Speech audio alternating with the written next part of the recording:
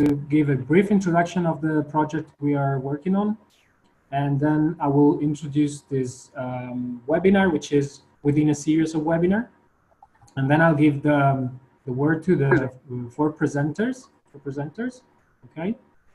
So basically, the MIT, the Municipalities in Transition project, was born about 2 years ago out of the co-design process among transition hubs and transition network.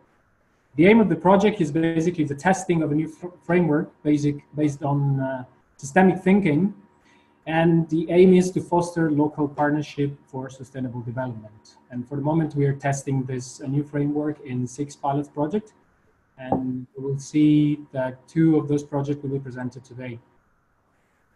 The international community of practice is one of the main sustaining column of the project, and the aim is mainly the spreading and sharing of practical knowledge on how to promote synergies between local governments and community-based initiatives in the pursuit of local sustainability and everything which is related to that. So within the international community of practice, we started in November 2018 a series of webinar, and the series of webinar called Hot Topic Discussion, which is related mostly to the general topic of collaboration between municipalities and civil society. You can find the list of all the webinars in our website. I will send you after in the chat all the links useful for follow all this series of webinar. And today's webinar presentation is, today is the fourth webinar and the first of 2019, which is a strategies to bring communities and municipalities together. To go a little bit deeper in the subject, we have 4 guests today, and we will have a brief theoretical introduction given by Cristiano Bottone and from Transition Italy, and then we will listen to the explanation of 3 different projects.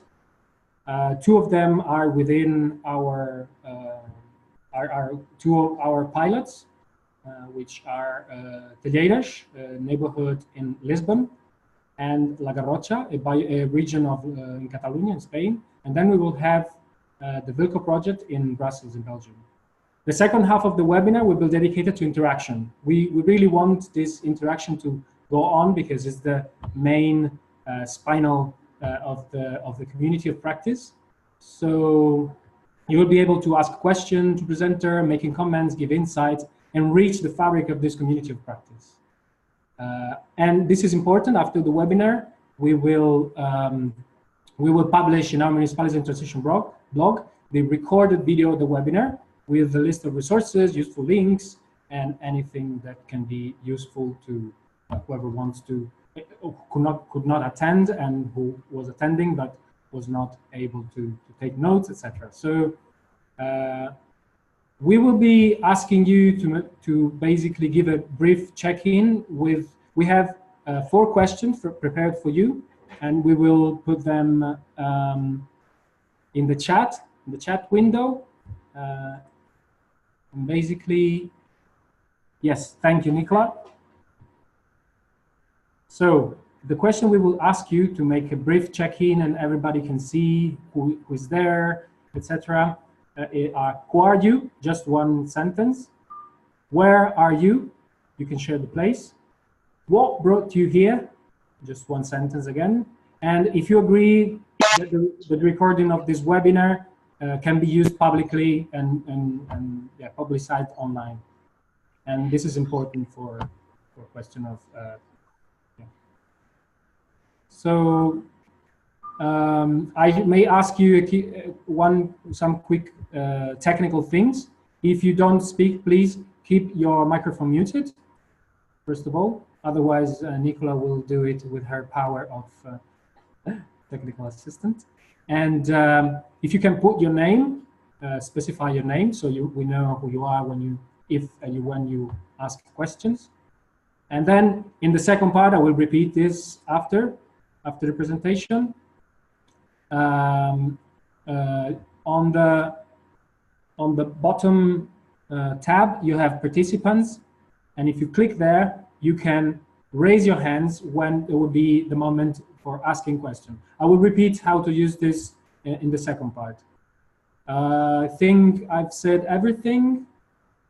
I think I will leave the word to Cristiano Bottone, who will give us the first introduction about groups and fluxes, while if you can answer the question on the chat.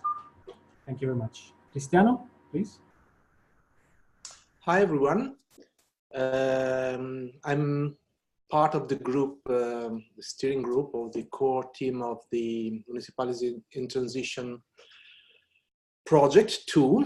And now I'll try to share my screen to tell you a very short story about this fairy tale of groups and fluxes that happen in our life here in Italy. Let's see if I can share my screen with you. Okay, do you see this? Okay. So here you have my email address in case you need more after this. Maybe not, probably. Okay, what's my story? I was in Italy when transition started, and we started one of the first experiment in Italy. And completely by chance, we ended up with a very strange situation, because the transition process started with a group of people wanting to do this and that, as many of you probably know. So citizens try to organize themselves, but since from the beginning we had this very, very close strategic relationship with our municipalities, with our local government, and we started to work with them, doing practically everything together. So it was quite different from the normal path that transition was taking at that time. We are talking about 2008, more or less. And as soon as we started to work with our municipalities, we discovered that it is impossible to work with our municipalities without moving also to other levels. So we had to create a dialogue with our regional government, other institutional bodies around us, and even take care of things happening at national level, because we were touching nearly everything that a community has to deal with, trying to reorganize the way it works, more or less.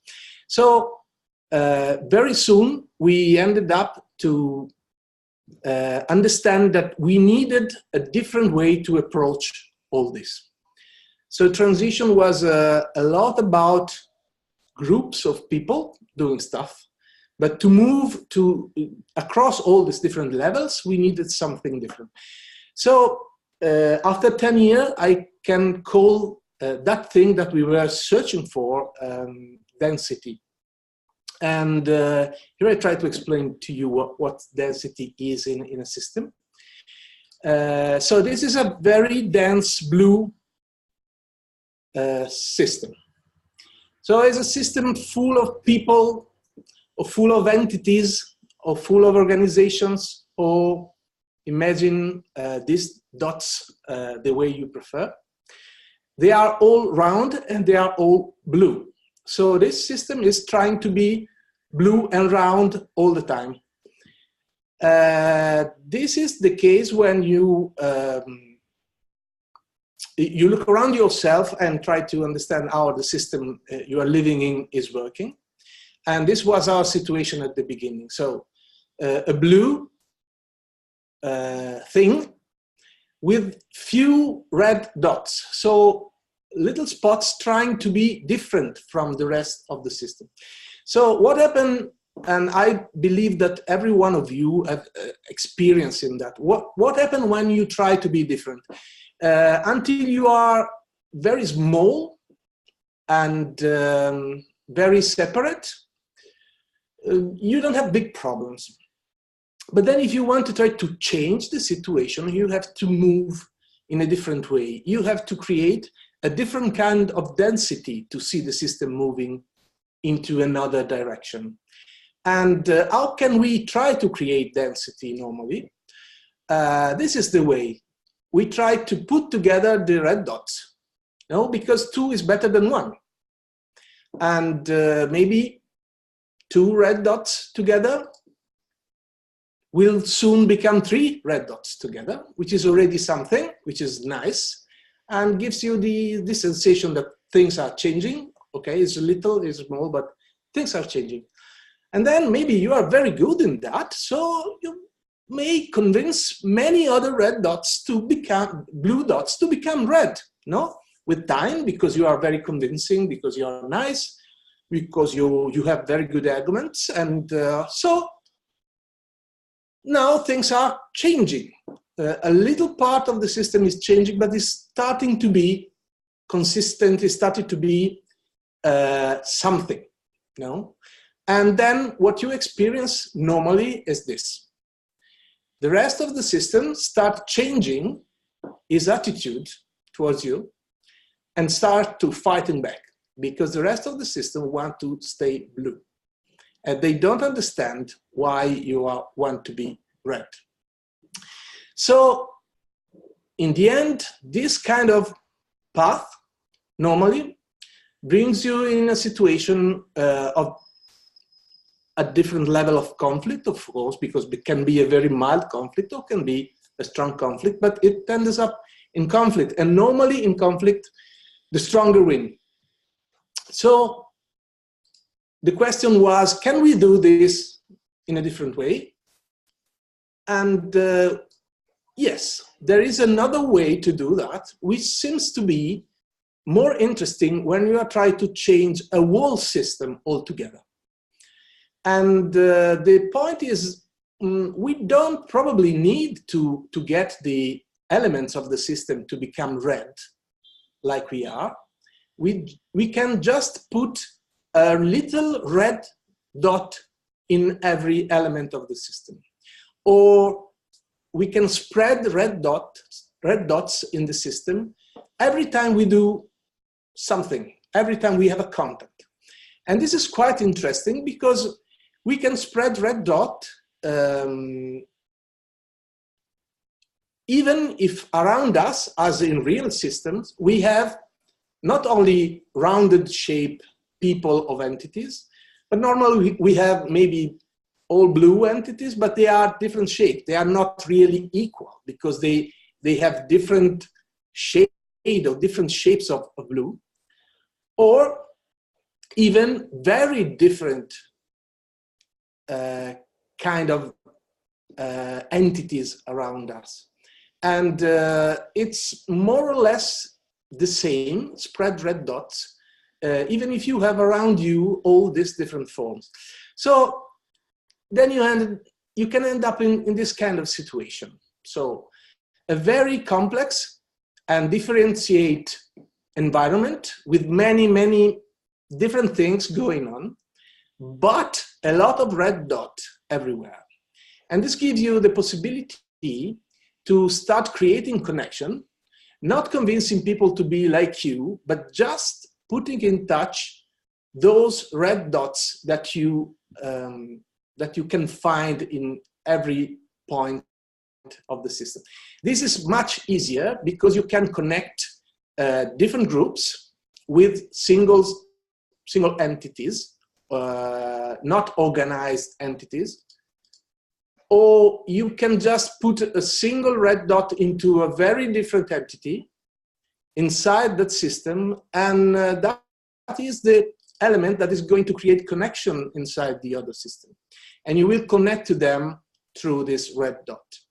So this is a different way to move, and we are trying to understand a different process going on.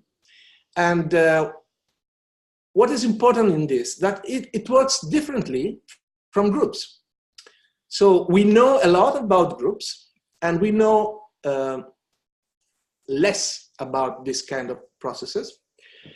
What is important and what is different? Well, first of all, we don't need to be all the same.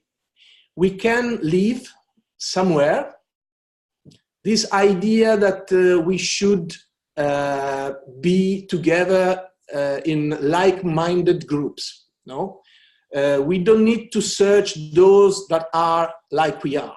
Okay, then we don't need to be us. We don't need to create this thing called us.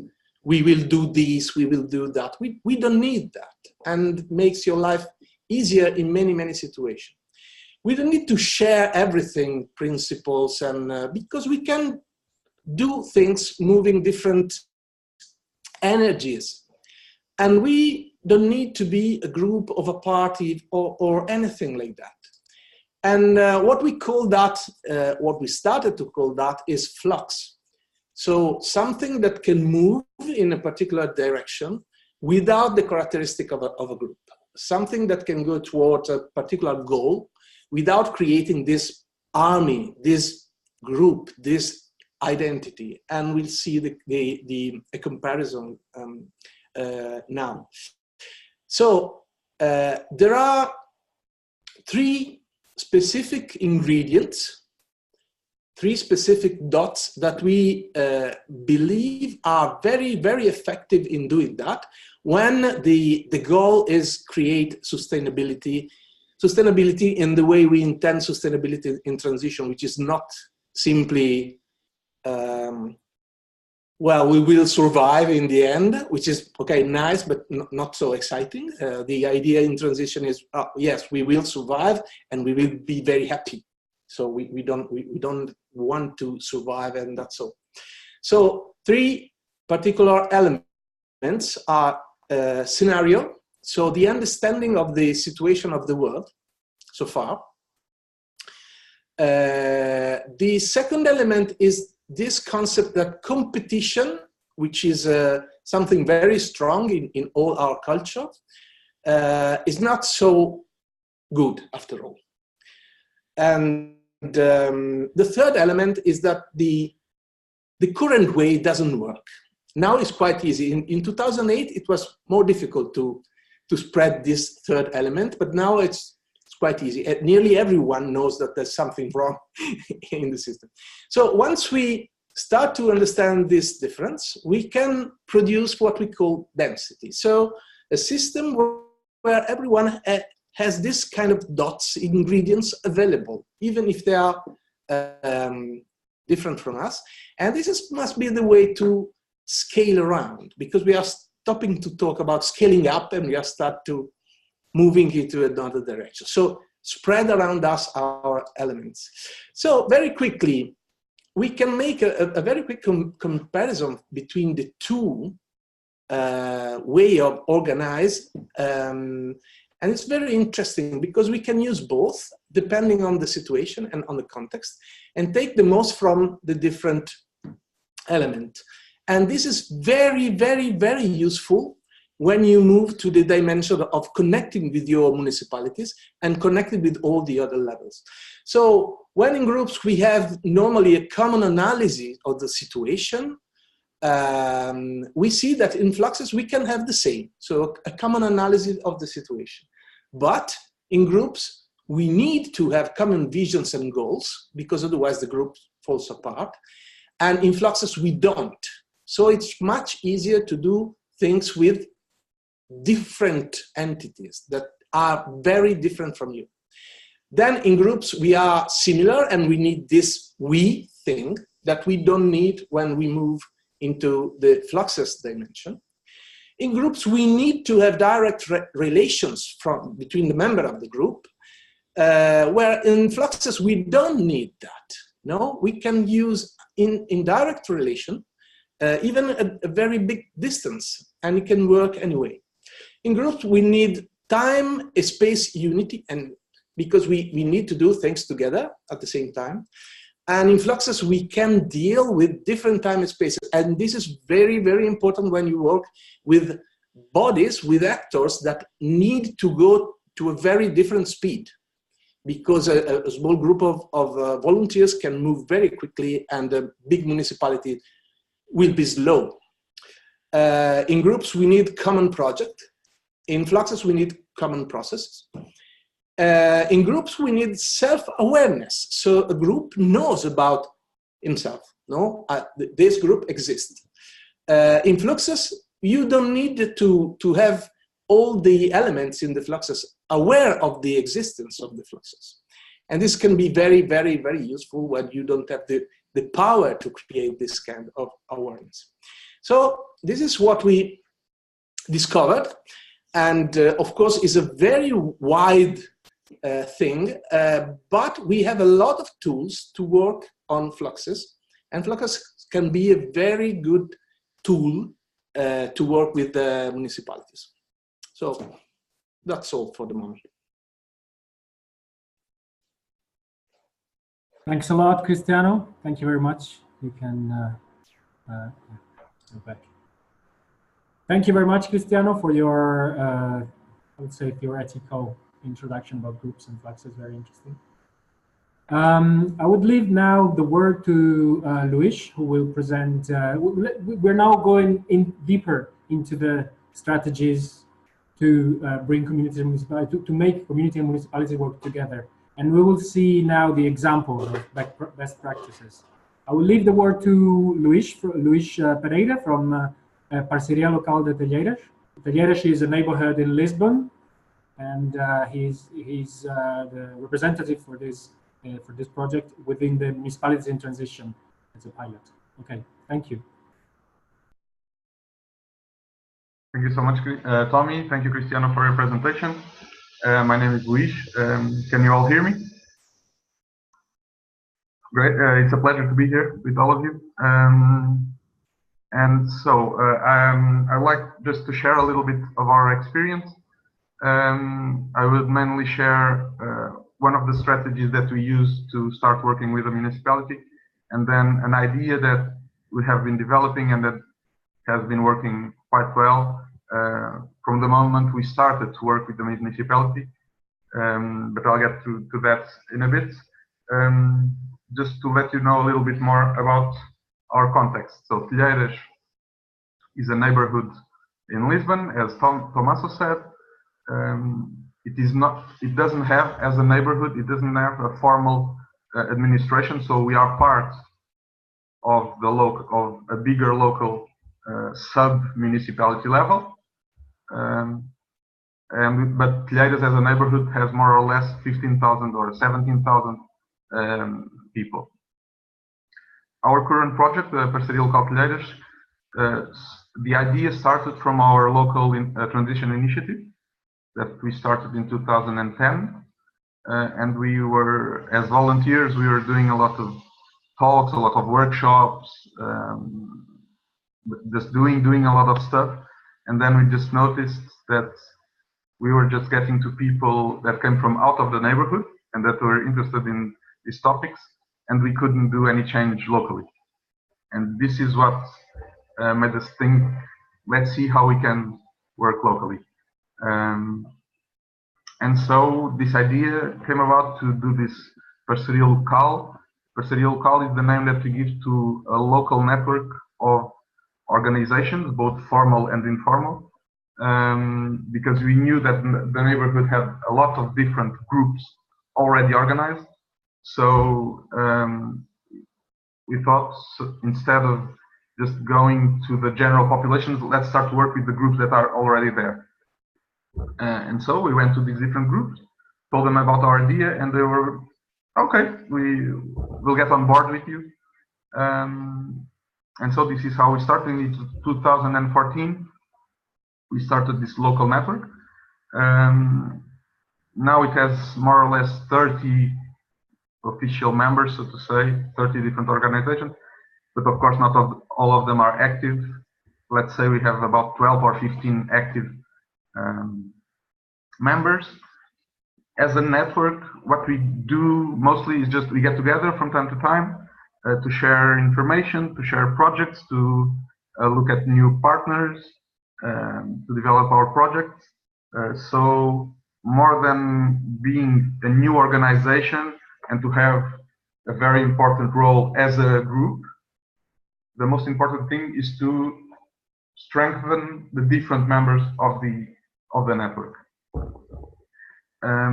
Just to give you an idea of the type of organizations that we have, for example, the local neighborhood association, the scouts, the parents' associations from the schools, an urban gardening project.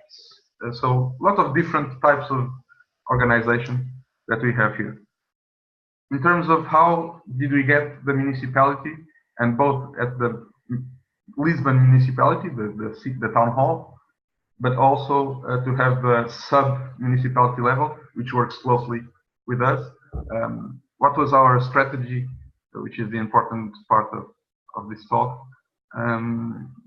What did we do? Well, our idea was, the main idea is, let's give them no chance not to be a part of this network. So we just thought we need to be so dynamic, so important in the neighborhood, that they'll have no chance but to participate, because they are politicians. They, of course, we hope that their interest is the population's interest, but they have also other interests, to get re-elected, for example. And so, if you have such a strong, if you can build such a strong local network, and not only strong at the organizational level, but to develop a very strong and closely relationship with the population, and the population recognizes you as one of the key actors or key network of actors, there's no chance that the municipality won't be a part of it. And so we started by strengthening the work of each of the members, by engaging the population. One of the strategies to do that was we have the different types of activities that every member of the network has throughout the year, but we decided, let's do 3 big events that we organize all together as a network in the neighborhood. So we have a big culture festival that goes for a week. We have a big event on the European Mobility Week, and we have a local traditional event in November. And so let's show ourselves to the population. Let's show our work through these events. Let's bring the population to our organization. And so when the municipality, when we go to the municipality and say, hey, you want to be a part of this? They'll say, of course, because you are doing so much, and this is, all of this is happening, and the population is engaged with this network. We want to be a part of it, and not only for the interest that they have in our impact, but because it's a way to strengthen also their work in the neighborhood. So this was just the main idea that I wanted to share with you about our strategy to bring the municipality to work with us. But then from the point on that we got the municipality with us, we also always wanted to not only stay at this organizational level, but to bring the municipality together with the population, the general population. Because I imagine this is shared in a lot of different countries. There are these formal contexts where the population can interact with the municipality. And these are, for example, every 3 months there's an open assembly where the people can go and share their problems with the municipality. But this is always, at least here in Lisbon, and I think in the whole of Portugal, is always very strict, very rigid, very formal. And so 2 things can happen. One, no one goes there, and so there's no interaction between the population and the municipality. And then the municipality says, hey, but we have these moments, you can participate. But I mean, it's simply so boring that no one goes there. So we needed to find another way to put the municipality and the people together at the same space and talking. And so since the use of events already had such a good impact on the relationship of the different organizations with the general population, we told the municipality, well, why don't we try also to use the events to make you talk with the population? And so we have had throughout these years some very interesting and impactful moments where we used events to promote public discussions of some project or some things that the municipality was doing. Just to give you, for example, an idea, that we had like this 2 or 3 days of concerts on the street and of outdoor cinema and everything. And at the same time, the municipality was developing a project to change the way traffic was organized in our neighborhood. And they all had already done like one of these formal meetings to get the population's opinion on their project to change all the traffic, the road traffic in our neighborhood, and no one went there.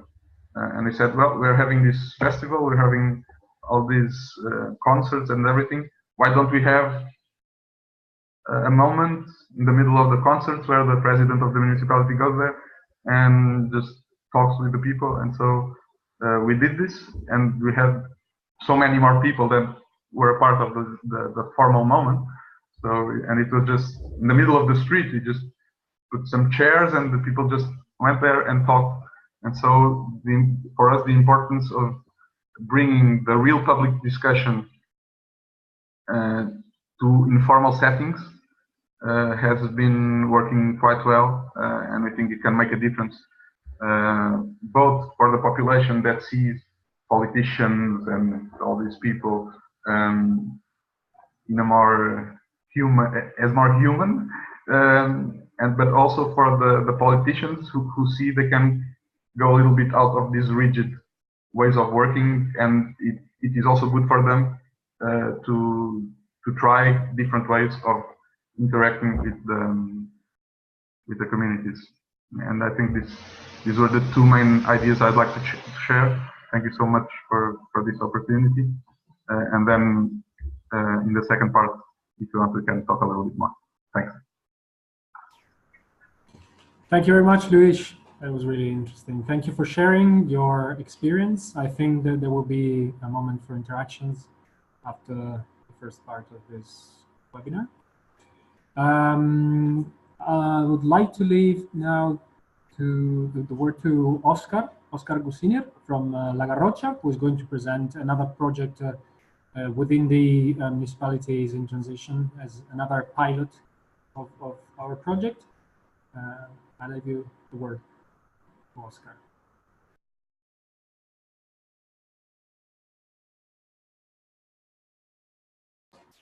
Òscar, we can't hear you all of a sudden. We cannot hear you.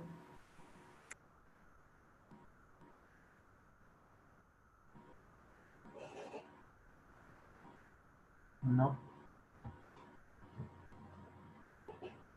No.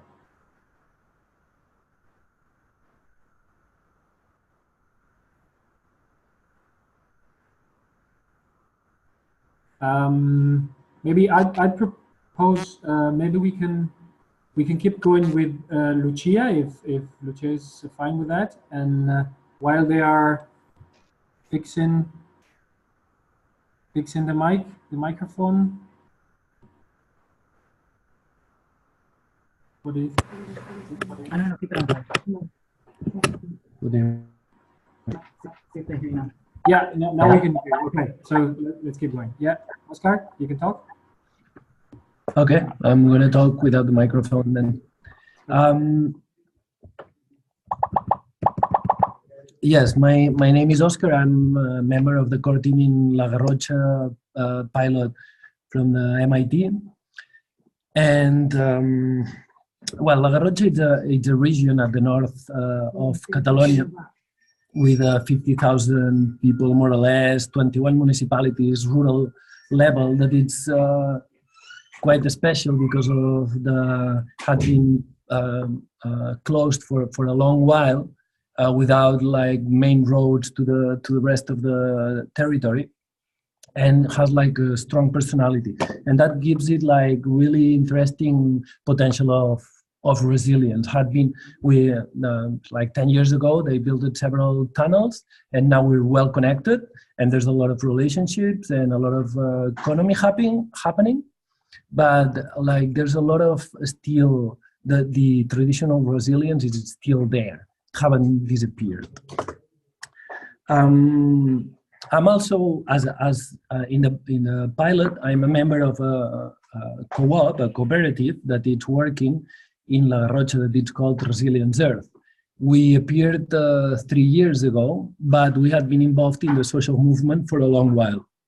And we're also part of another organization that is the co-working Núria Social, that is all together with other organizations that we are managing this old cinema in the middle of the main town of La Garrotxa, like one of the regions with more cultural diversity of the whole Garrotxa region. Actually, I would even say that here maybe what it's like the less representative, it's the Catalan people. Like there's people from all over the place, but not a lot of Catalans really in this neighborhood. And I think one of the interesting things about what the Núria had been doing in La Garrotxa is to be able to get to root in this place. Like the administration had a strong problem to be able to, like this is just a problem that it's out of control for them. That there's a lot of immigration coming and it's a big challenge and they don't know what to do. One of the main things that we did was to actually be capable of rooting here and bridging with all these local communities from the neighborhood, and that made us an ally that you must have, because we were kind of, or we are the only group that is capable of bridging with all these communities at this point.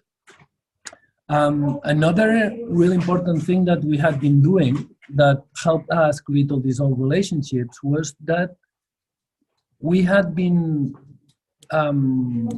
participating with the events of the administrations. We didn't we think that a lot of times when social movements start to try to change the system, even that people maybe don't realize, when you start offering activities or any type of activities, even that it seems like you're offering something, what you're asking is people to participate in your activities. And it's weird, no? Because it feels like you're offering something, but not really.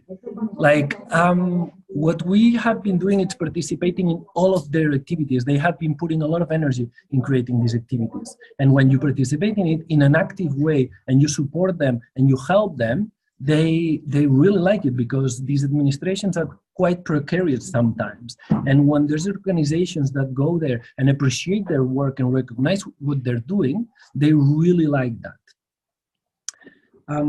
Another thing that is quite important is to be able to get even farther than that and to be able to connect them at personal level. And for that, we have a really special thing at Núria Social, the co-working. And it's a really nice coffee restaurant where you can eat really, really well. And that means that a lot of people, a lot of technicians from these administrations come to our place to eat. And in that point, we actually can have personal relationships with them. And that takes us to be able to even create projects together while you're just having a coffee or a beer or whatever. A lot of the activities we do are zero political, and they're just about music or food or any other thing that is completely open to anyone, for kids or anything. And that just even creates even more strong relationships with the people. And something that we also consider that it's interesting, it's to open our space for their activities. Then sometimes when the administrations do activities at the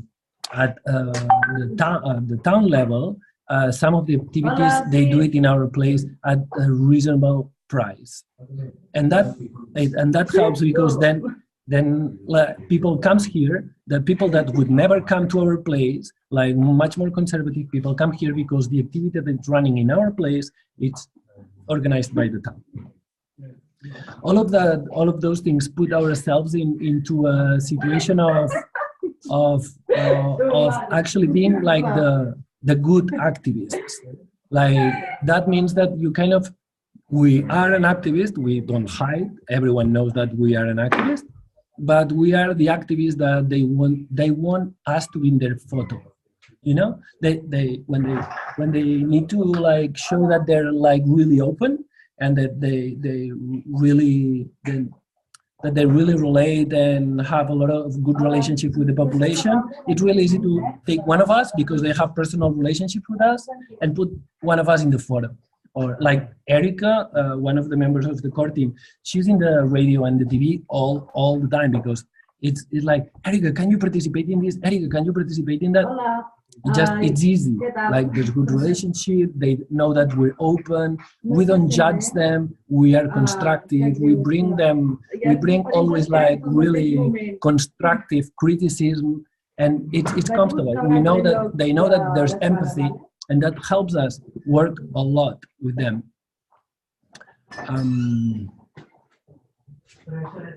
What else do I wanted to share?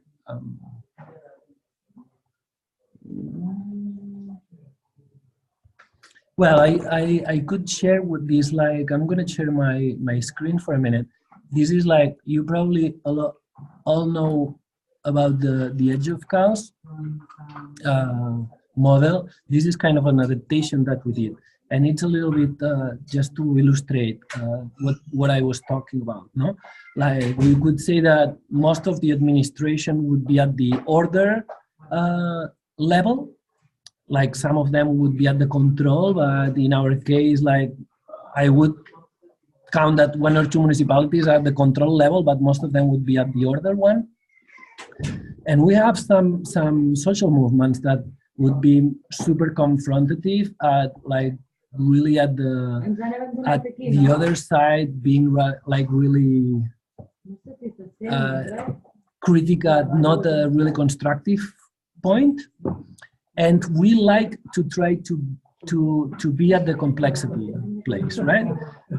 Where actually we can bring a structure to the social movement and bring a little bit of chaos and creativity to the administration, and try to stay at that place, knowing that the administration thinks that we know that we are a little bit hippie and creative like a thing, but tolerable.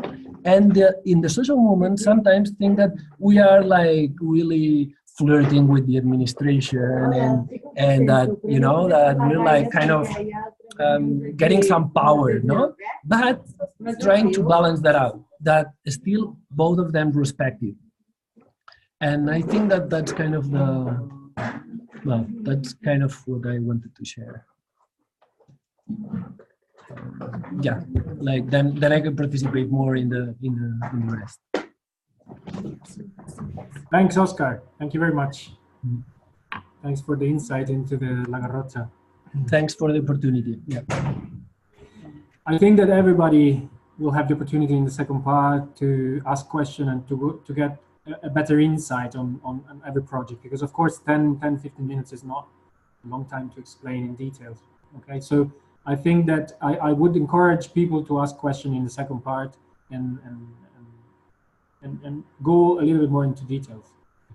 So let's hear now the contribution from Lucia that will explain the Bilko project in Brussels. So yeah, please, thank you for participating. Hello, everybody, and thanks a lot to all the people that just intervened, because it's really interesting to listen about your project. I'm Lucia. I'm from Brussels. Everybody can hear me? Yes, cool.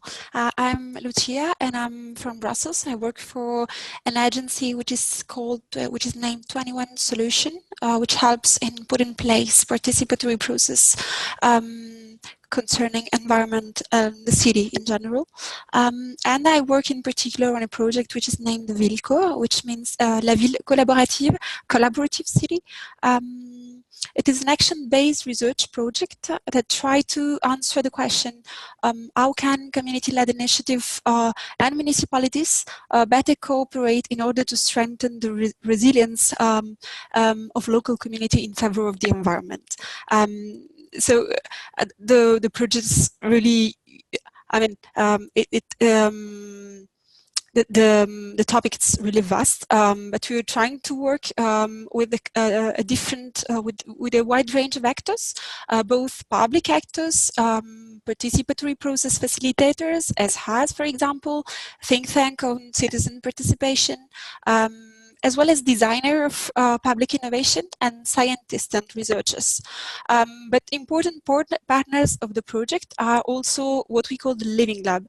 Living Lab is for us a space of laboratory which is composed by citizens, which are members of community-led initiative and local authorities. And the idea of Living Lab is to bring together public and private actors, companies, associations, individual actors, with the aim of testing life-size services, tools, and new ideas. And the idea is to taking out the research from the laboratory, but to put the research in the everyday life and try to foster innovation. Innovation which is co-creative in a collective process. So in our case, we experiment new way of collaboration, trying to bring together those different actors. And in our Living Lab, we have association coming from the sustainable neighborhoods, which are, I don't know if you know, but it's a typical Brussels kind of organization, which are citizens supported by the region, in particular by the Ministry of the Environment, that helps them by financing, by funding, in putting in place different activities and projects in the city. And then we have also transition movements, which are part of our Living Lab. And then we have local authorities. In particular, we have 5 municipalities. I will show you these that give you an idea of the, maybe I have to share my screen to do that, I think. Up. So this is the image of the different organizations which are part of the Living Lab. So we try to put, as Cristiano said, red dots in different places and connecting municipalities and transition movement and other initiatives working on the city. What I was saying, yeah, the project is financed by the region, and I will show you these also. So if you look at the path of the project, we started from a research phase at the beginning of the project, and then we moved through starting from November 2017 right now in an experimental phase, and this experimental phase wants to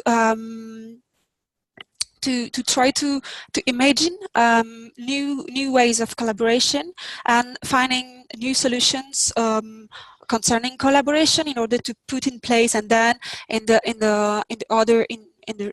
during the 2019 and 2020 to experiment this solution which are collectively designed.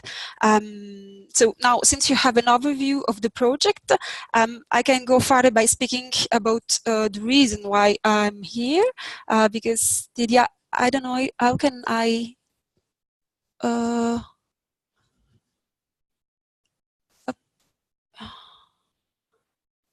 don't know how to. It might be up at the top, an option to not share it. Maybe this. I don't know. Yes. Okay. Sorry, technical problems. So the reason I'm here today is to speak about you about the role of third actors in this process. So actually, as I told you, we are part of a consortium we are different organizations, and we support those living lab in creating new solutions and new ideas. So we are external. We are not part of this local dynamics. We are not part of the commune, of the different entity, and so we are not concerned in somehow in the results they're gonna produce.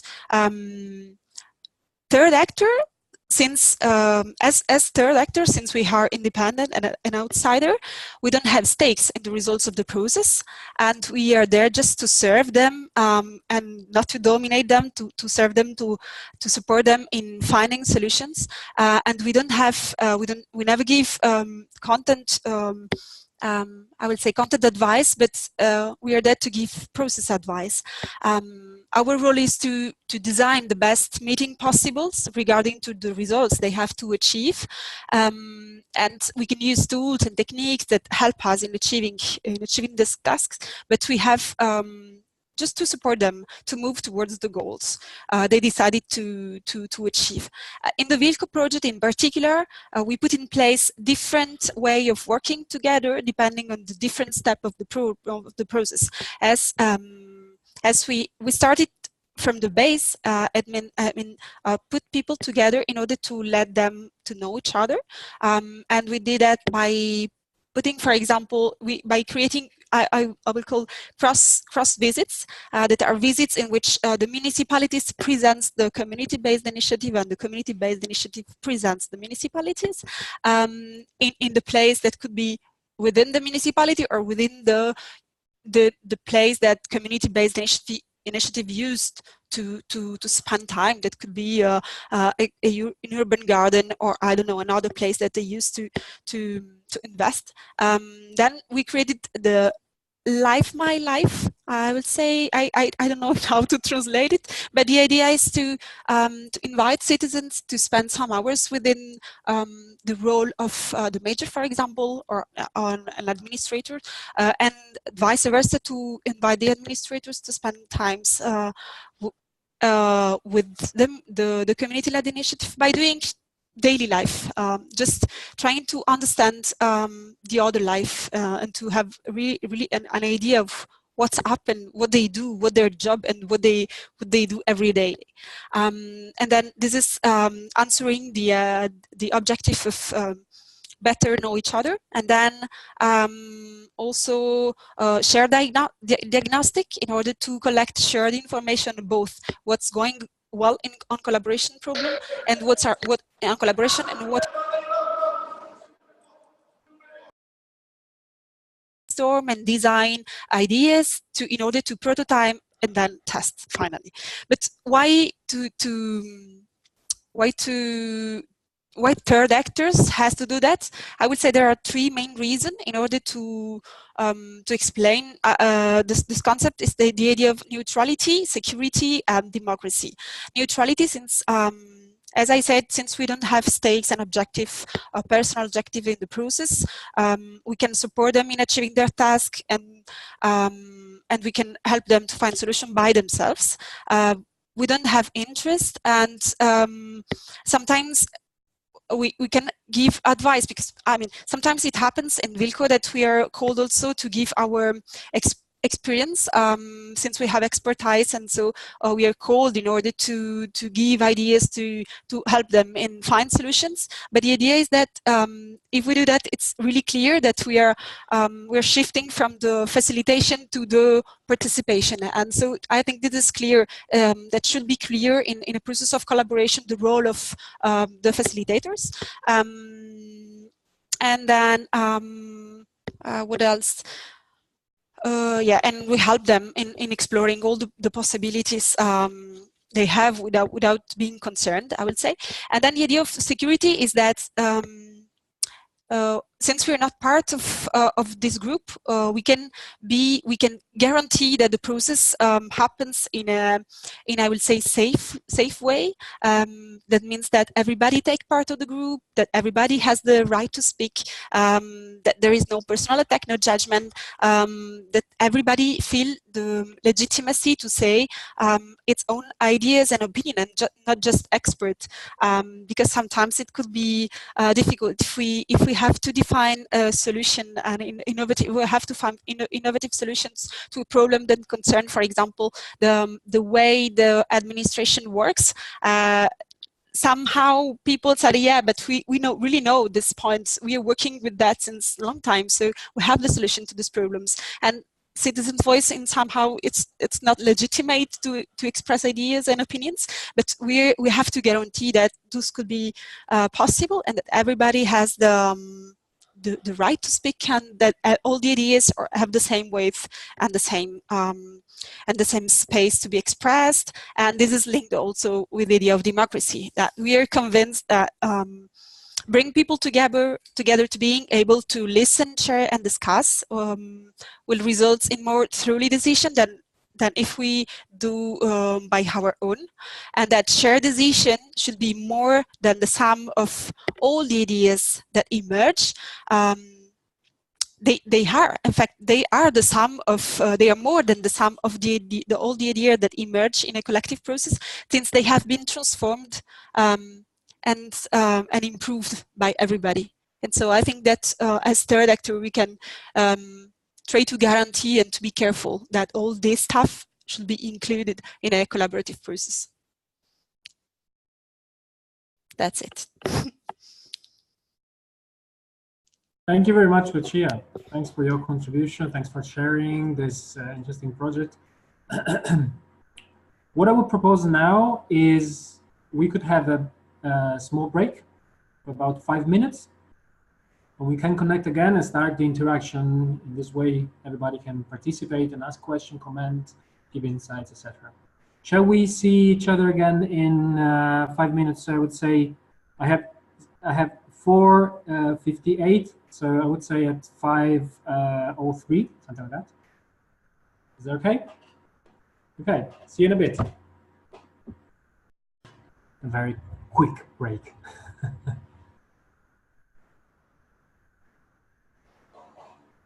Let's wait a minute. Seems everybody is back. Hey, Laura, are you there?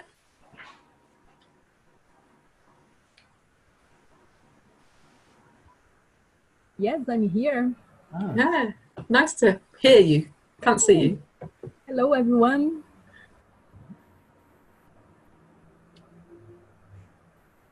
Okay, so welcome back, everybody. So what we're going to do now is interaction with make questions, comments, etc. And we will use this this option here in Zoom. If you click on the bar below and participants, you will see a panel on top of the chat on the right-hand side. Okay. Over there, you can raise hands. Oh, I see that somebody has already put his hands up. So you can raise your hand if you want to talk, and we will give the word to who first come, first served somehow. Okay, so I've seen that somebody has already his hands up or her hands up. Brave Hearts International. Deborah, okay. Please, go on. Maybe show your screen. Oh yeah, you are showing your screen.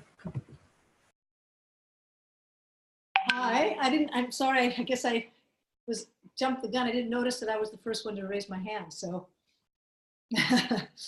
So, hello everybody. I'm intrigued by all of you, and particularly Cristiano. I'm fascinated. First of all, hi, I haven't seen you in a very long time. The discernment between groups and flux and identity and this sort of non-identity entities are very intriguing to me. And I'm curious about a number of ways in which your red dots embed. Based upon what are your red dots able to embed on these other shapes? And is there an alignment of values? Is there a certain pattern that you've noticed that works?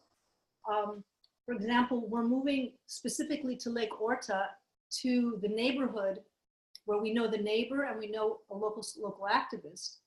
Sustainability movement as such is not embedded there, but there's a huge consciousness around the arts and around creating art programs.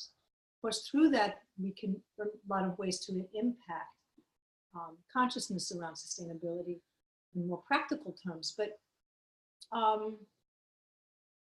it's basically, I'm asking you how about, based upon what are you able to embed your red dots? Are you, if you're in this sort of divergent set of flux as you describe it, and trying to, in a sense, create a critical mass of impact through a different approach, then in what way are you strengthening community, which is core to sustainable development? And I assume you're doing that, and I have no clue how. So that's my question. Okay, thank you. So it's a very, very good question. The basic thing is that there's only human out there. So if you start interpreting reality with simply with this bunch of evolved apes moving around at every level and stop thinking about the role or the part they are playing in different moments, then it's not very difficult to just throw these dots around you, simply doing what you normally do, following other goals. So maybe some of you is familiar with Fukuoka and its clay balls with the seeds inside. Do you have this? Do you know about this thing? No? What is said? Create this little ball of clay with a seed inside and just throw it somewhere. When the condition will be okay, that will do his job. So it's about moving to a different state of mind. When you work with group and with goals, you think about, oh, there is this neighborhood. I'd like to see this happening in this neighborhood. So you start working to obtain this kind of result. Working with fluxes, you don't do like that. You just spread possibility and you don't expect something particularly happening doing this kind of job, but you know it will happen in the end. You don't know at which level, you don't know exactly when, but you are quite sure that it will happen. Then, if you have the energy, if you have the capacity, if you have the possibility, you can put in place strategies and methodology to orientate a little bit more what you do. And we have very strong understanding of this coming from the strategic marketing, for instance, for different purposes, of course, but the mechanical is the same, basically. And then you can learn to be more effective when you spread your dots, doing other stuff. So what happens to us that it was very, very just happening at the beginning, and we were getting results, and we were asking ourselves, how the hell we did that? No? How this strange things happening? Very different institution getting together and doing something that never happened before. No? How we did it? We didn't know exactly. Then we started to do a sort of processing of what was happening or of the past, in the past, and we discovered that we spread the right dots in the right places, simply considering other people humans.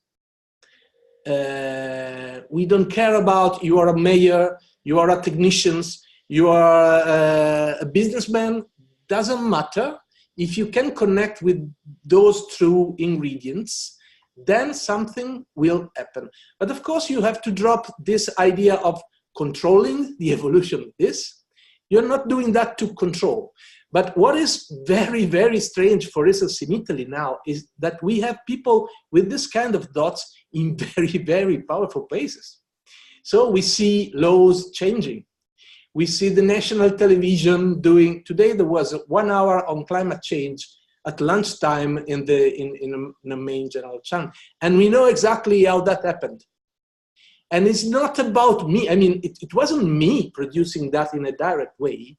It wasn't me seeding and creating the condition for that to happen. Don't know if it's a good answer, but this is what I know about that. Do your red dots gather together to have a conversation? Do your red dots meet? Sometimes they do, sometimes they don't, sometimes they don't know about each other, because awareness is not important in Fluxes. And this is what we want to see when you want to move the whole system, no? A big system somewhere. Because if you expect that, I don't know, the two red dots meet and discuss and get to to a point, this is slow, this is very difficult to happen. But what happened is that one day they will start to communicate and send inputs. And one day you have somebody coming to you and say, oh, you know, everyone wants to know about this thing that you call extreme meteor events. No? Why don't we organize a conference on that? No? Because they received the same message from many different directions. You don't know exactly how this happened, but it's going to happen. And we know very, very well this from the marketing side. It works, simply it works. Thank you. Okay, I would like to ask a question from somebody that had to leave. This is Marco, I think. And the question is for Luís from Pereira. He says, your strategy was to be too big to be ignored, basically. How large is the municipality you wanted to engage with? How large was your team? And would you suggest the same approach with a larger municipality? Thank you. About the size of our action, I don't know what impression most of you got, but maybe you got the impression that this was everything a little bigger than it is in reality. So Lisbon has, as a municipality, Lisbon has around 500,000 inhabitants. And the municipality is divided at the sub-municipality level in what we could call parishes. Telheiras is a neighborhood of a parish which has a local administration, and this parish, Lumiar, has 45,000 people. Telheiras, as a neighborhood, has 15,000 of those. So we are working at the neighborhood level with 15,000 people, but in contact with a sub-municipality level parish that has 45,000. So this is our scale. In terms of how many people are working on this project, when we started this, so when we decided to do this network, there were two of us. It was me and a friend that were working full-time on this project. I was working more or less as a technician for the network. He was doing his PhD on our project. So it was an action research project. And so it was part of his PhD to implement and study the project that we are doing. So for the first 3 years, there were the two of us. Now he's finishing his PhD and moving on to other academic projects. And so at this time that everything is already ongoing, there's only one person working just for this project, which is me. We've also had in different times people from the European Voluntary Service spending some months with us working on our project. But so the idea that we have is with just a very small team, or now it's at this time it's not even a team, it's me. But the thing is, we have this network, or better, so there's just one person for some types of tasks. So to call the meetings, to facilitate the meetings, to make the information flow between the different members of the network, to establish the contact with the population when they want to know more about this or that project. So that's my role. But for the network to work, of course, we need a lot more. But that comes from the different organizations. So for different projects, or for the, we are going to do an event, a big event for 1 week of culture and everything. We make a team that is composed of people that come from the different organizations from our network. Some of them, it's their job, they work for these organizations. Some of them are volunteers in these organizations, and as volunteers, they represent their organizations in our network and on these work groups. So we work a lot by smaller work groups. For example, for the Municipalities in Transition project, the pilot project, we have a coordination group that is composed of people representing some of the organizations from the whole network.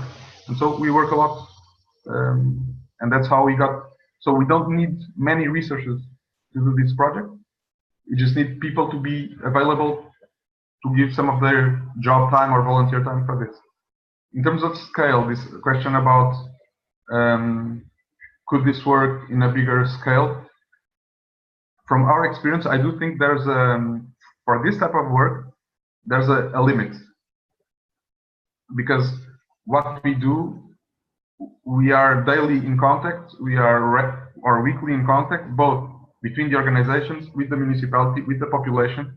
We know each other, things that were already said here by Òscar and Cristiano, the importance of establishing human relations of trust and of knowing people and of informal contacts. And so this is not scalable. We could not do such a thing, for example, for the whole city of Lisbon. There are other projects of too big not to notice, for example, at the whole Lisbon level, but the type of impact it has or the type of things it tries to change is completely different than the work we are doing. So we work at the small level, and we think that's the level at which we want to work. And I think that's it.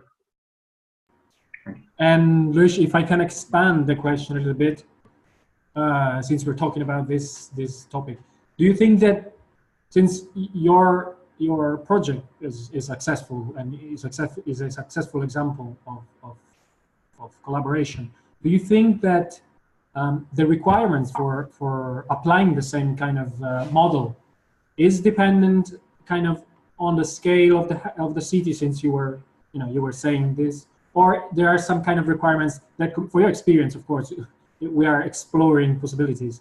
There are some requirements that are needed to apply this kind of partnership, etc. Or do you think it's strongly dependent on the scale? So depending on the scale, some kind of example can be more successful than other with certain requirements, some exploring this kind of thing. Well, from our experience, I think there are some requirements. Of course, every context is different, but I think there are some requirements that could help this type of project work on many different places. Of course, being a network of organizations, we need to have a strong organizational tissue in the local context. But then, most importantly, I think what facilitated everything from the beginning was that it was very clear what this network was for and what it wasn't for. So what I've said before, it isn't a network that, as a network, is a different actor. So we don't talk as a network. We don't have opinions as a network. Of course, we have them amongst us, but not for the outside. We just work to facilitate that our different members get strengthened. And since the municipality is one of the members, this brings it all together. But so it was very important for us when we first sat down to say, what are the expectations? What does everyone want from this network? And let's set what we are going to do and what we aren't going to do as a network. So this is something that I think is one of the most important things, because even having this defined, we've had, of course, over these 4 or 5 years, had moments where the different organizations had different ideas of what we should be doing. But if it wasn't set from the beginning, I think it would have collapsed. We wouldn't even have gotten into 5 years of working together. Thank you very much, Luís. Very, very good explanation.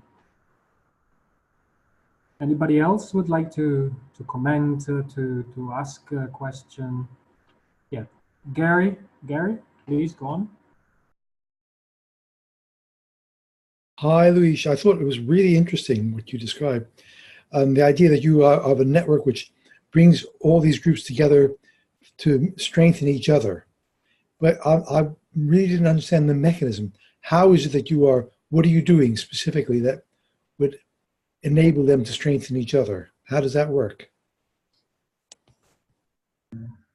Thank you for the question. Well, I think the strengthening part comes mostly from two mechanisms. So the first one is the sharing of resources and information, both about the organizations themselves and about our local context. So before we had this network, organizations that have been like for 10 or 20 years in buildings side by side, they had no idea what the others were doing. And since we have this, it was just, if you sit these people at the same table, something will come from it, because they have a shared context of work context. It's the neighborhood. And so a lot of new projects, and projects that bring funding, they bring new people, volunteers, or all this, they came just because people were talking to each other.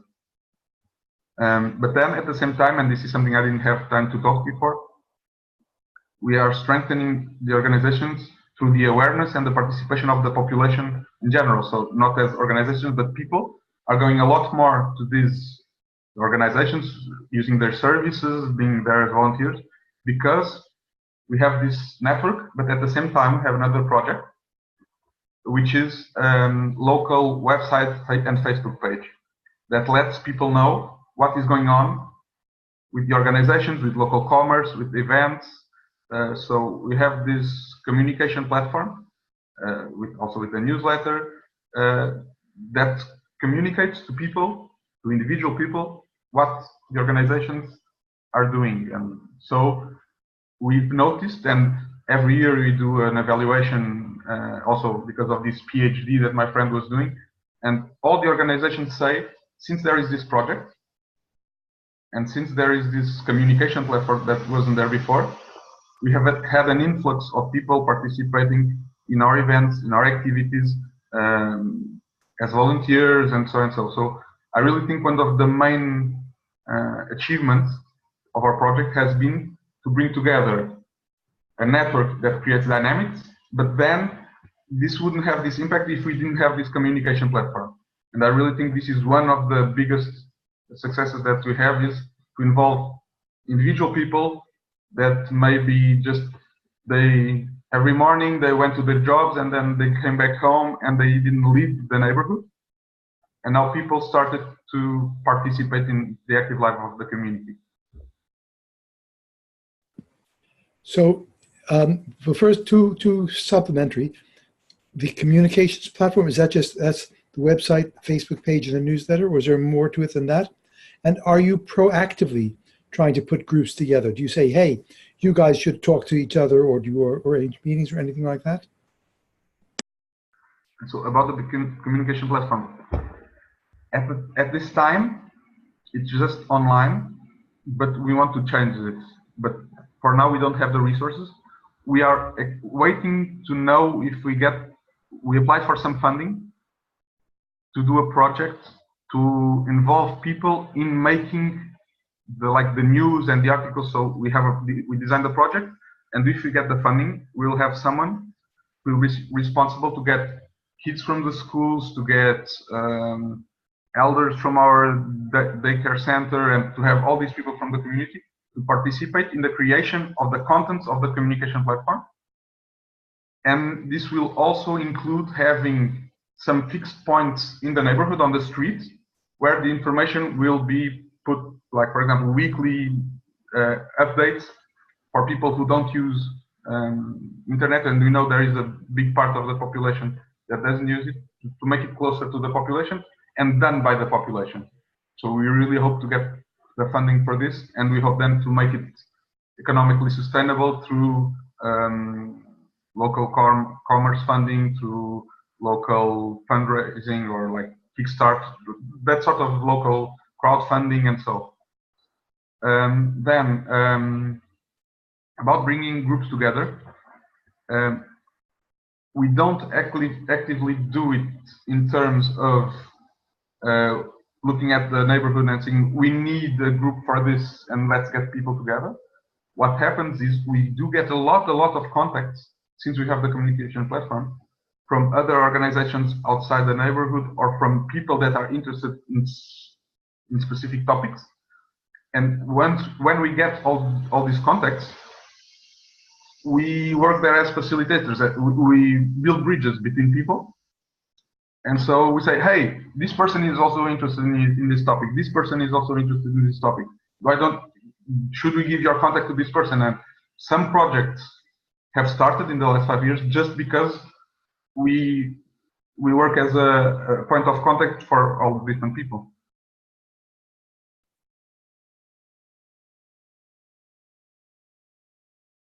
Thank you very much.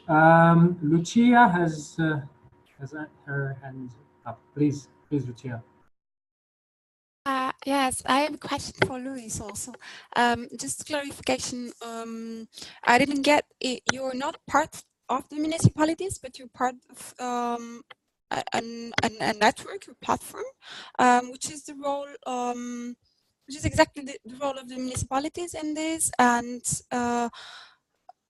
how they are involved. What do they do? So yeah, I don't work for the municipality.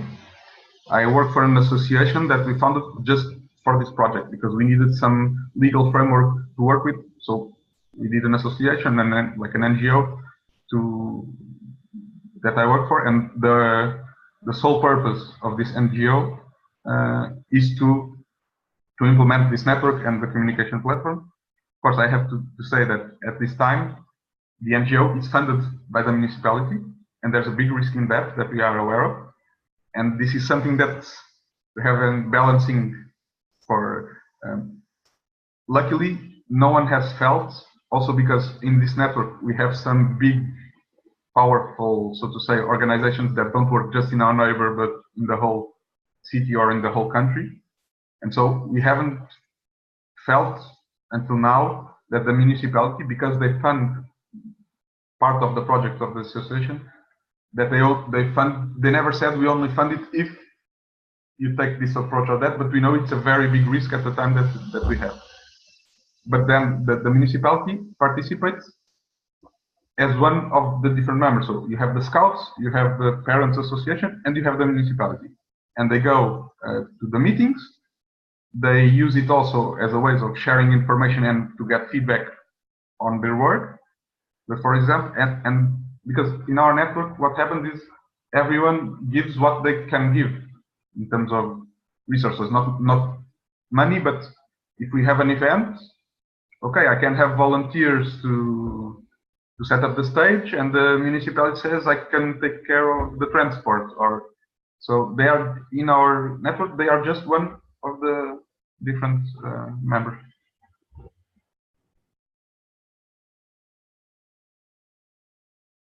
Okay, Jean-Paul, I think wants to talk. Yes, please go on. Okay, hello. Yes, I had a question to Luís and others also. But Luís, in your case, you say you organize events and the municipality is coming or is interested in participating.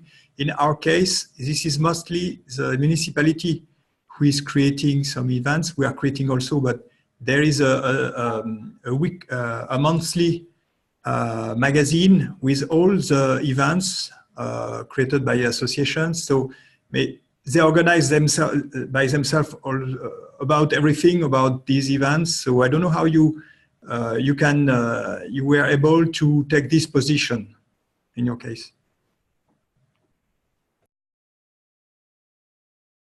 Well, this is something I imagine Òscar would also have something to say about it. But in our case, this is one of those cases to be so big that they can't ignore you. So the first year of our project was funded by some EEA grants coming from European funding. And the neighborhood association where the transition initiative started already had been doing this festival that I told you about, culture festival. But then when you got the funding, we could expand it. And it was it had such a big impact on the community, both at the cultural level, but it was also a means to get, because in our events, the organizations, it's a great way for the organizations to show them to the general population. So we organized this event so big that they said they need, once again, they need to be a part, they want to be a part of it, so that they say, hey, the municipality is also a part of this super cultural dynamic. And this is our case, but something that Òscar mentioned earlier, maybe he can expand a little bit on that. We also, since there is a good relationship with the municipality, it's very also, maybe not so much as in La Garrocha, but we also do try to participate in things organized by the municipality. So there's this exchange.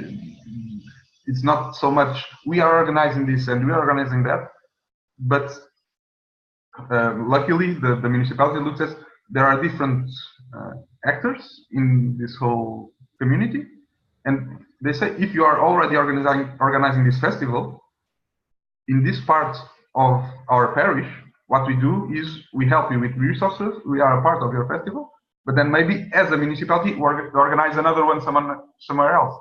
So there is this, I don't know, this exchange and this doing together that goes both sides.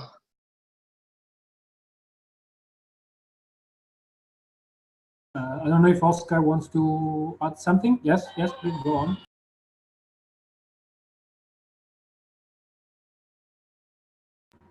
We cannot hear you. We cannot hear you. If you could. I'm gonna go without. Yeah. Okay. Sorry about that. Now you can, right? Yes. Okay. Yes, like at the very beginning when we got this co-working space, like there's like a big a room for concerts or cinema or whatever.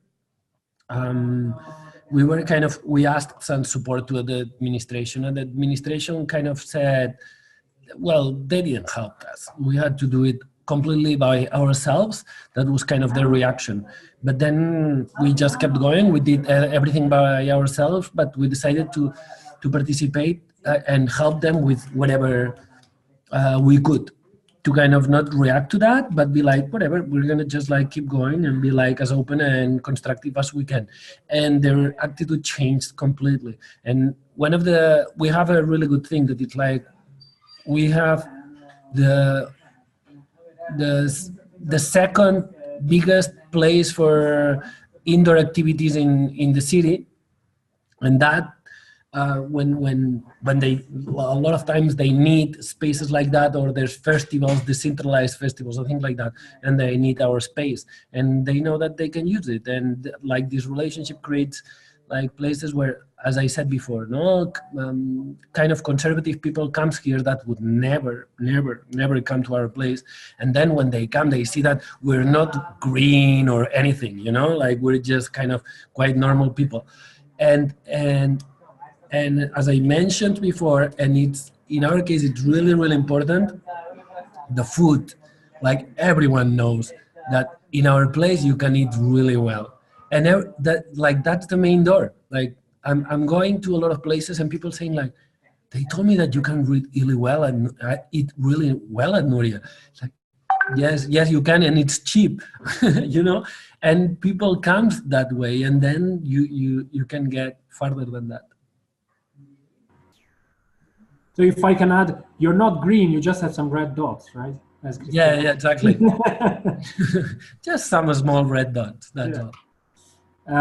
So to sum up both your contribution, you basically to engage the municipalities, as far as I understood in your both cases, they maybe need to see commitment as some critical mass in both cases, actually. In case of Luís, there was this critical mass. In case of La Garrocha, they wanted to see commitment probably, and when the thing was already big enough, you know, it's a kind of, they're against the wall, they can't say no somehow.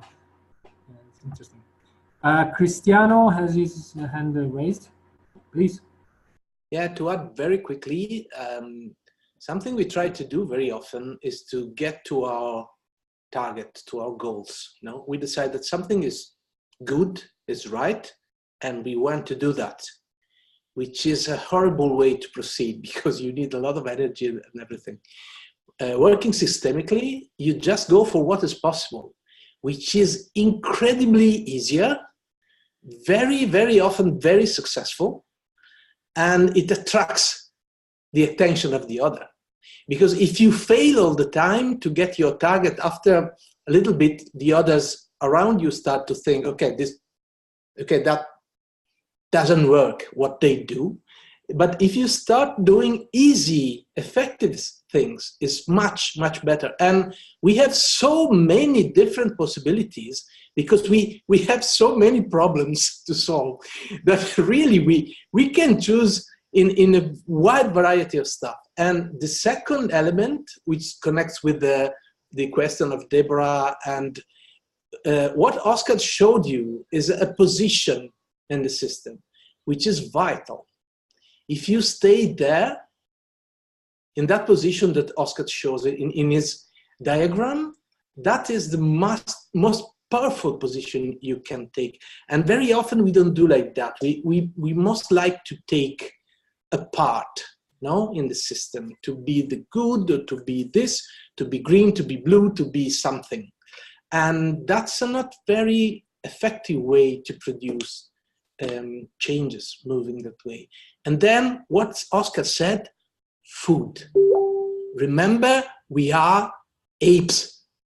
That is what we are. Very basic. I would say sex and other stuff, but I know it's not politically correct, so okay, we don't talk about that. It works very, very well for everything, but that is what we are, no? And go to that level. Good food is the key for nearly everything in the universe, no? So yes, good food, it's good chocolate, nice stuff, and also it's very, very in the line of the thing we are trying to do, no? If you do good agriculture, what you get horribly good food, no? So it's easy to attract other people. So that was just to complement what was.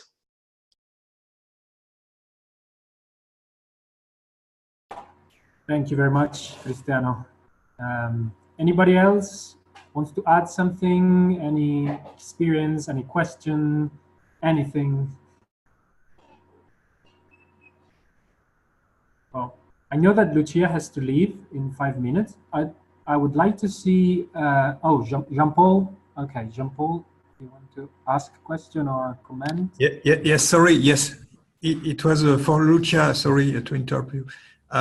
So I wanted to understand, I have understood that the position she was, or the organization she's part of it, is taking is a facilitation.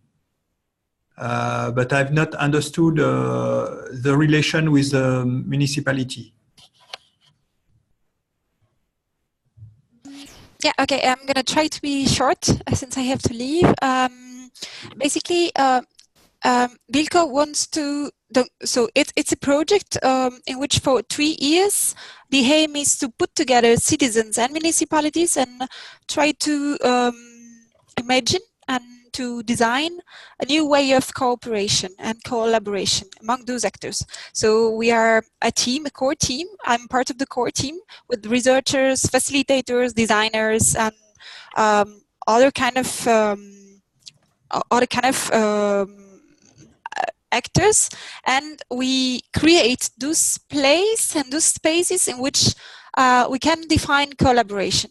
So in those places, I'm the facilitators. I have the role of facilitators and also sometimes of designer of this kind of moment and space. But everybody of us has a different part and engagement in the research in order to achieve the goal, that is how to cooperate better together in a new way, in another way that we don't know. So the idea is it's a pilot project, so we experiment somehow, we create something that, ideas that somehow are not possible to be real, but somehow they could work, and the idea is to test and to experiment and see if they're really good or not. And if, in any case, the idea is that I would say that the most important thing is to let people imagine another way to work together and to impulse the culture of cooperation among those actors. Okay, thank you. Thanks. All right. Thank you very much, Lucia. Thank you for being here and for presenting your wonderful work. And hopefully, see you next time. Anybody else wants to add something? Ask question to anybody present here? I think Cheryl might be putting her hand up. Okay. I haven't so much as a question as to express appreciation for the theoretical framework that Cristiano presented.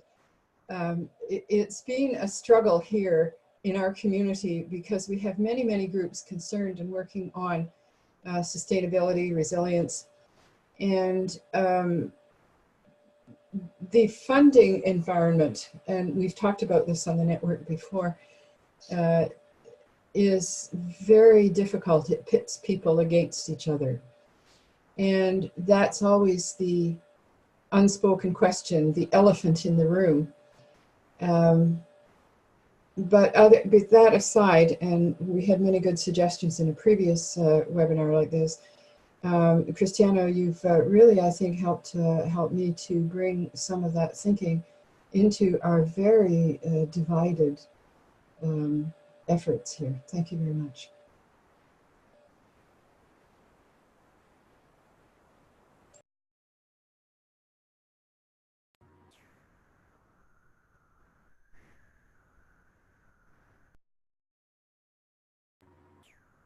Okay, don't be shy. Come on. Somebody else wants to add something?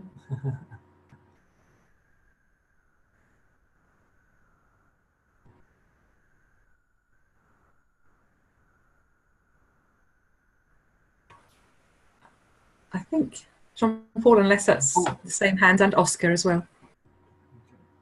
Yeah, please, Jean-Paul. Okay. Oh, yes, it was for Òscar, and about the models, the age of chaos model. So it's interesting to see that between the controls and the total chaos, where to go. And I thought this is interesting, but I wanted to know in facts how it is working. How do they manage that?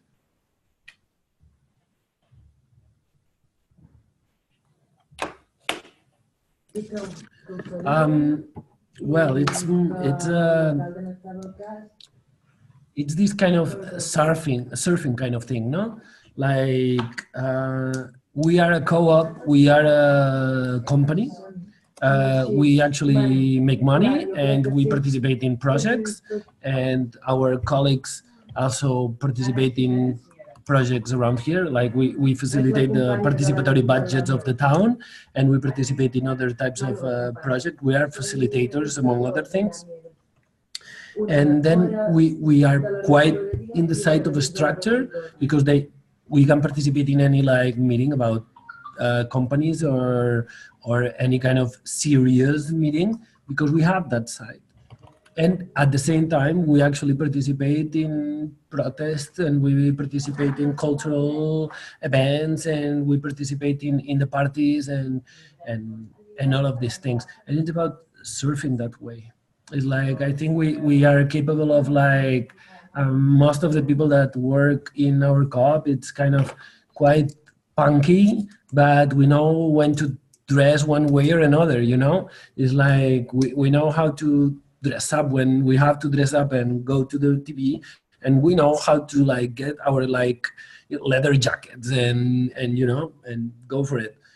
And I think that's kind of the thing. It's the attitude to be able to play both roles and not be attached to anything. Like when we go to like a business meeting, administrative institutional meeting, then play the role of like, we are the most professional here, and don't be afraid of that. I think that's important. The knowing that the transformation is behind every action that we do. Doesn't matter how. Okay. And what I wanted to share also is like that next week we have like this event that it's inside the MIT project, and there's like 75 technicians of the region coming. And then we have like three events: the social one that it's more than 60 people already inscribed, the technician one that it's the best now by far with 75 people, and the politician one that there's like 50 something people at the moment. And it's amazing. It's really successful. No, the 79. No, that's 79. It's growing. She's well, whatever. She's updating the numbers. And yeah, I mean, it's quite successful. And again, like we're gonna be like Juan is gonna be there, and Pedro is gonna be there, and maybe Ana is gonna be there. And Tommaso, if you can come from Valencia, it would be great. You can see it on streaming. And you guys can see it from streaming. That's right. There's going to be streaming in the events. Then you can follow that. And in each one of them, there's going to be food in all of them. And there's going to be like local chocolate from a colleague that is like 1 minute.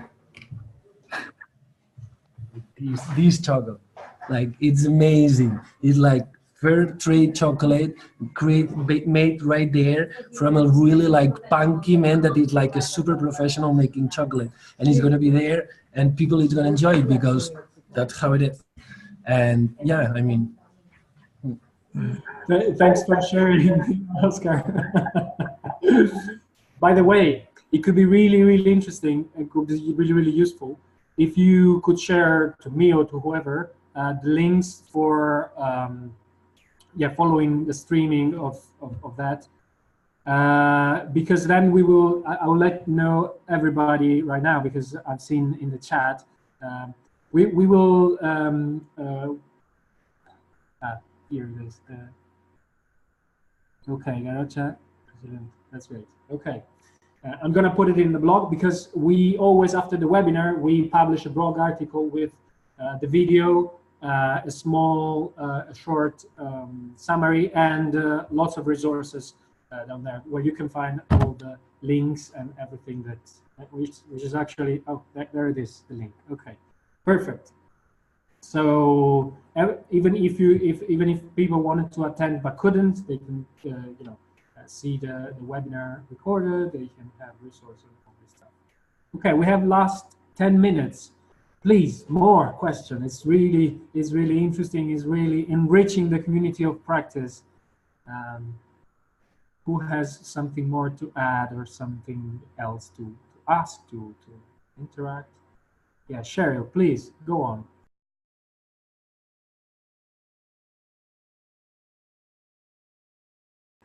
You're muted. Thanks for the second opportunity and the reminder. I'm thinking of the local culture of our municipality. I, up until a few years ago, worked inside the municipality, and I still have close contacts there. I understand municipal processes and culture. Do you have anyone, speakers or anyone, suggestions about culture change in listening to the project in Lisbon, I heard some ideas, but it's very hard to get up close and personal and share chocolate sometimes with the municipal officials, unless they are participating in some kind of network, as has been described. The culture is often around money. In Canada, municipalities are creatures of our second tier of government, the province. And sometimes they get money from our upper tier, the federal government. Most of the time they spend defending the little money they eke out in grants to favored projects that are familiar and status quo. It's very hard to move them when they're preoccupied with lack of money to participate in things. That's my question.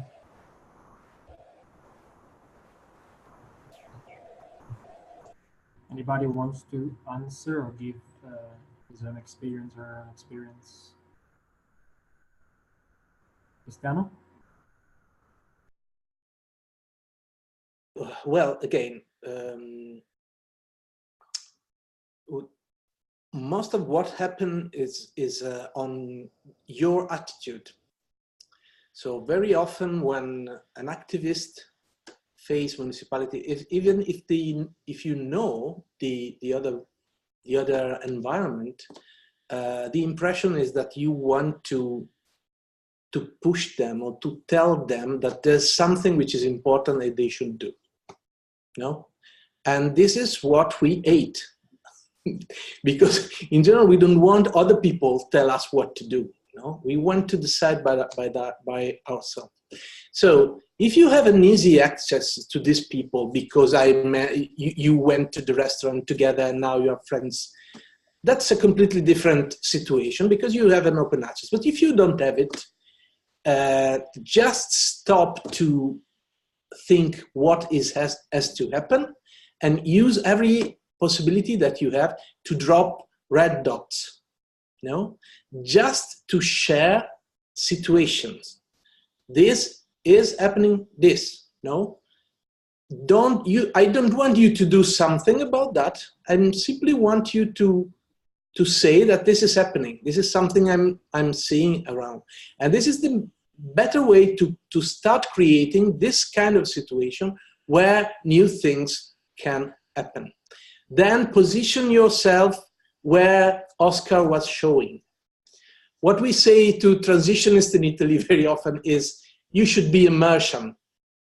Somebody coming from another planet. You're not part of this system. You are strange. This is the adjective they use for us more often in Italy.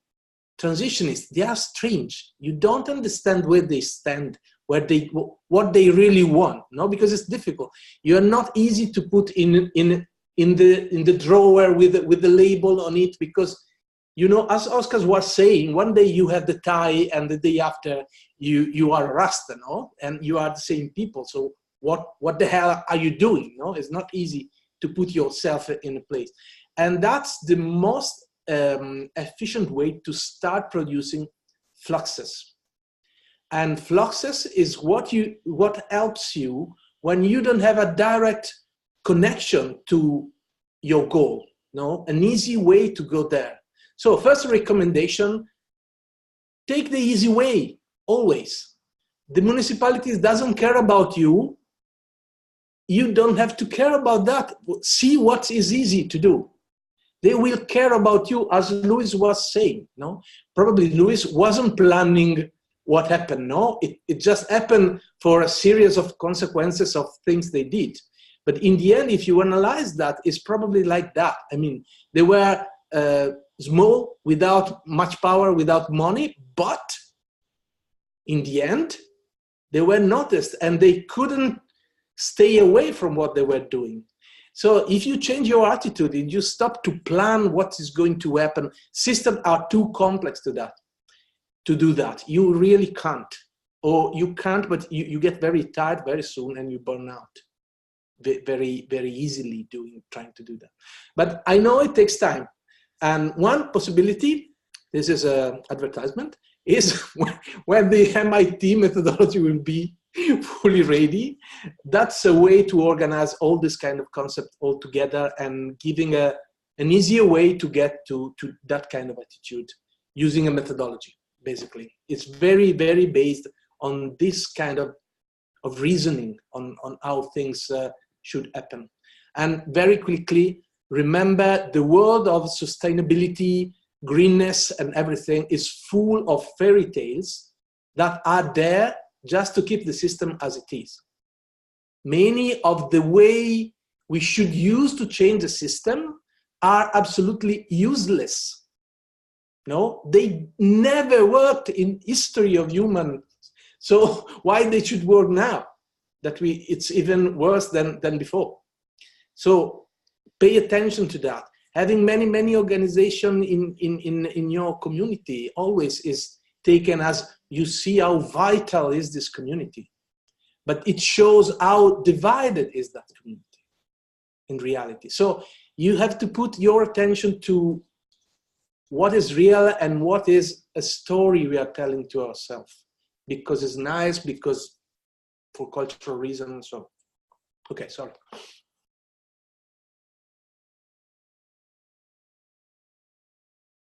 Thank you very much, Cristiano.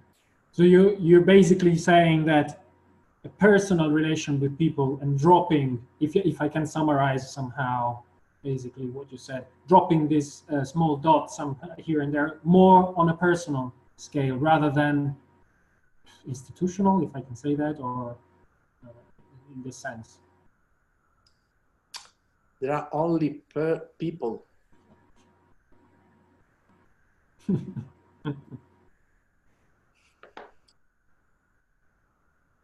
Great. So we've come, probably if somebody wants, we have just time for a last question. If anybody wants to say something. We have 2 minutes left.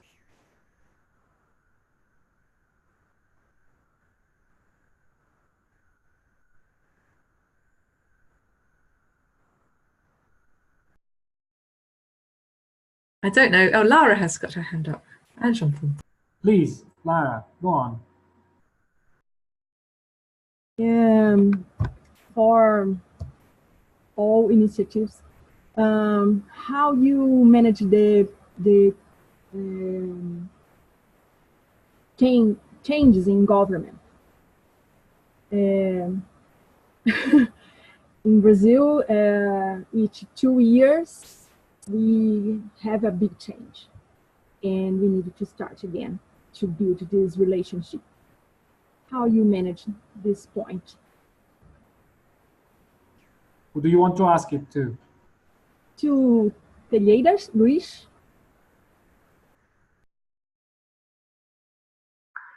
So the short answer is, please ask me back in 2 years. Because since we have started the project, we really didn't have a big change because for us, the most important is local government for our scope of action. When we started, it was another party that was on the local administration, but it was just the beginning of the project. And then it changed, the political party. And then they saw our dynamics and they started to be a part of it. But what I think is most important here is, as I told you before, in our network, the government takes the local administration takes the same place as any other of the members. And if we can keep up the work you are doing, we hope and we expect that if the people that are there now go away and someone completely new comes, once again, they will have no way but to participate.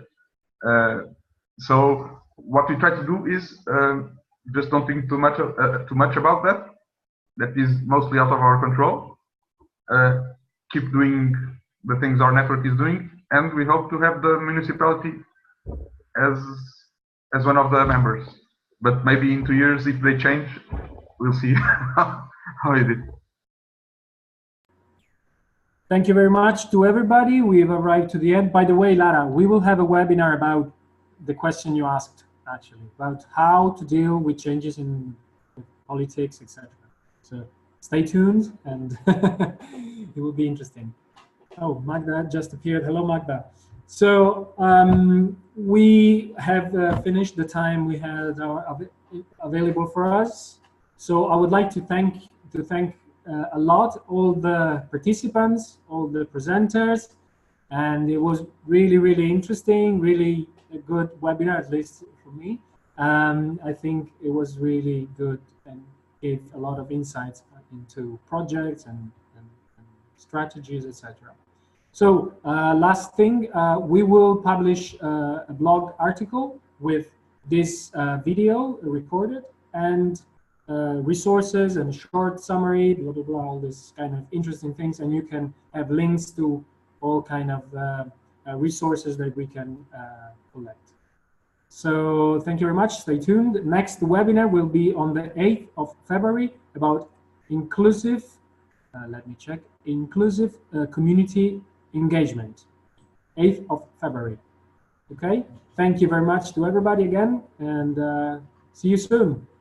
Thank you all so much. Bye-bye. Thank you very much. Thank you to everyone. Bye. Bye-bye. Good work, Tommy and Nicola. See you. Great. Thank you. Bye, everyone. Bye.